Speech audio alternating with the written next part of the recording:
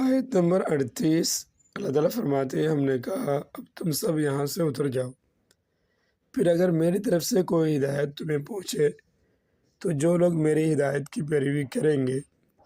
ان کو نہ کوئی خوف ہوگا اور نہ وہ کسی غم میں مبتلا ہوں گے۔ یہاں یہ بات بھی سمجھنے کی ہے کہ جیسا کہ پیچھے آیت نمبر 30 سے واضح ہوتا ہے، اللہ تعالیٰ نے شروع ہی سے آدم علیہ السلام کو زمین پر اپنا نائب بنا کر بھیجنے کے لیے پیدا فرمایا تھا، لیکن زمین پر بھیجنے سے پہلے انہیں جنت میں رکھنے اور اس کے بعد کے واقعات کا تکفینی مقصد بظاہر یہ تھا کہ ایک طرف حضرت آدم علیہ السلام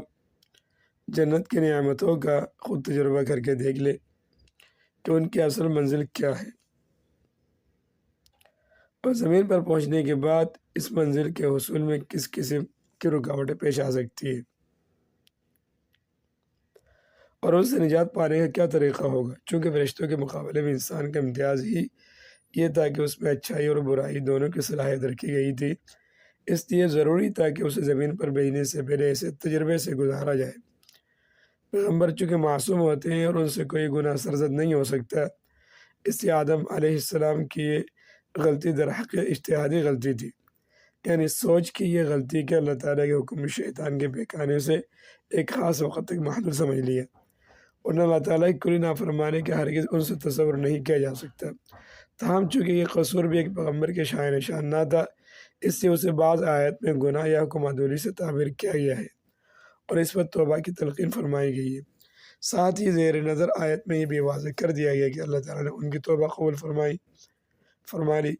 اور اس طرح اس عیسائی عقیدے کی تردید فرما دی گئی کہ جس کا کہنا یہ کہ آدم علیہ السلام کا یہ گناہ ہمیشہ کے لیے انسان کی سرشت میں داخل ہو گیا تھا، جس کے نتیجے میں ہر بچہ ماں کے پیٹ سے گناہ گار پیدا ہوتا ہے، اور اس مشکل کے حل کے لیے اللہ تعالیٰ کو اپنا بیٹا دنیا میں بھیج کر اسے قربان کرنا پڑا تاکہ وہ ساری دنیا کے لیے کفارہ بن سکے۔ قرآن کریم نے دو ٹوک الفاظ میں اعلان فرما دی کہ اللہ تعالیٰ نے ان کی توبہ قبول فرما لی تھی، اس سے نہ وہ گناہ باقی رہا تھا نہ اس کے اولاد آدم کی طرف منتقل ہونے کا کوئی سوال ہے، کیونکہ اللہ تعالیٰ کے قانون عدل میں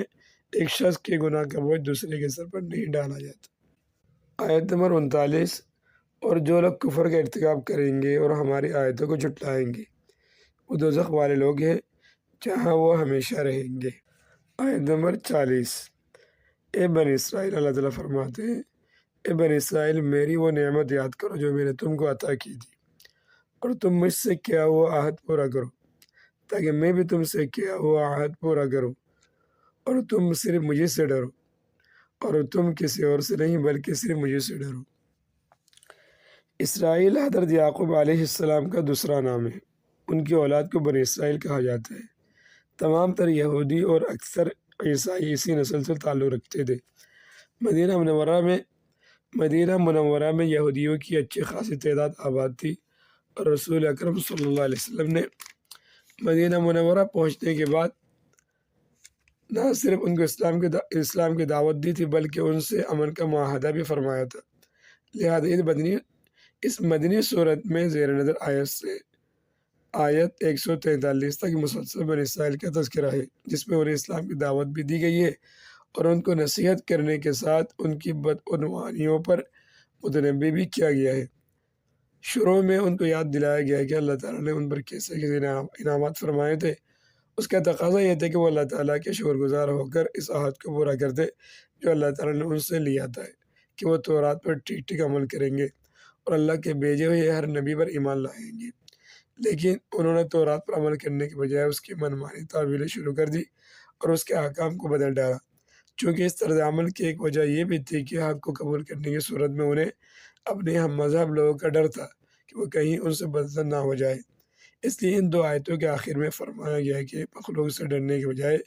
انہیں اللہ سے ڈرنا چاہیے اور اللہ کے سوا کسی کا خوف دل میں نہیں رکھنا چاہیے۔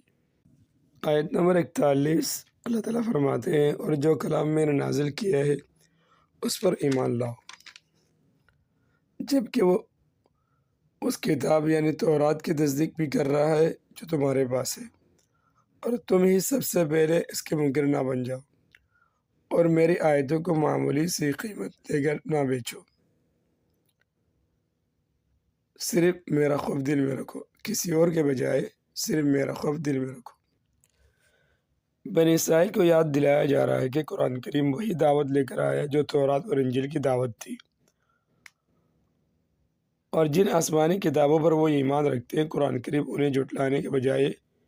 دو طرح سے ان کی تصدیق کرتا ہے۔ ایک اس لحاظ سے کہ وہ یہ تسلیم کرتے ہیں کہ کتاب اللہ ہی کی نازل کی ہوئی تھی، یہ اور بات ہے کہ بعد کے لوگوں نے اس میں کافی رد و بدل کر ڈالا جس کی حقیقت قرآن نے واضح فرمائی، اور دوسرے قرآن اس حیثیت سے ان کتابوں کی تصدیق کرتے ہیں کہ ان کتابوں میں آخری نبی کی تشریف آوری کی جو پیشن گوئیاں کی گئی تھی قرآن کریم نے انہیں سچا کر دکھایا۔ اس کا تقاضا یہ تھا کہ بنی اسرائیل عرب کے بت پرستوں سے پہلے اس پر ایمان لاتے، لیکن ہو یہ رہا ہے کہ جس تیز رفتاری سے بت پرست اسلام لا رہے ہیں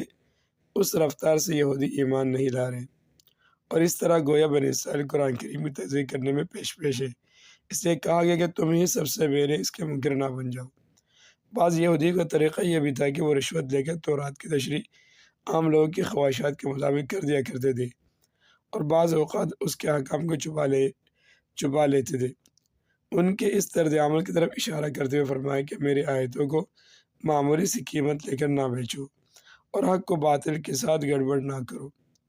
اور نہ حق بات کو چھپاؤ۔ آیت نمبر 42، اور حق کو باطل کے ساتھ گڑبڑ نہ کرو اور نہ حق بات کو چھپاؤ جبکہ تم اچھی طرح جانتے ہو، جبکہ اصل حقیقت تم اچھی طرح جانتے ہو۔ آیت نمبر 43، اور نماز قائم کرو اور زکوٰۃ ادا کرو اور رکوع کرنے والوں کے ساتھ رکوع کرو۔ رکوع کا ذکر خاص طور پہ اس لیے کیا گیا کہ یہودیوں کی نماز میں رکوع نہیں ہوتا تھا۔ آیت نمبر 44، کیا تم دوسرے لوگوں کو تو نیکی کا حکم دیتے ہو اور خود اپنے آپ کو بھول جاتے ہو، حالانکہ تم کتاب کی تلاوت بھی کرتے ہو، کیا تمہیں اتنی بھی سمجھ نہیں؟ آیت نمبر 45، اور صبر اور نماز سے مدد حاصل کرو۔ نماز باری ضرور معلوم ہوتی ہے مگر ان لوگوں کو نہیں جو خشوع یعنی دھیان اور عاجزی سے پڑھتے ہیں۔ آیت نمبر 46، جو اس بات کا خیال رکھتے ہیں کہ وہ اپنے پروردگار سے ملنے والے ہیں اور ان کو اسی کی طرف لوٹ کر جانا ہے۔ آیت نمبر 47، اللہ تعالیٰ فرماتے ہیں بنی اسرائیل میری وہ نعمت یاد کرو جو میں نے تم کو عطا کی تھی، اور یہ بات یاد کرو کہ میں نے تم کو سارے جہانوں پر فضیلت دی تھی۔ آیت نمبر 48، اور اس دن سے ڈرو جس دن کوئی شخص بھی کسی کچھ کام نہیں آئے گا، نہ کسی سے کوئی سفارش قبول کی جائے گی، نہ کسی سے کسی قسم کا فدیہ لیا جائے گا، اور نہ ان کو کوئی مدد پہنچے گی۔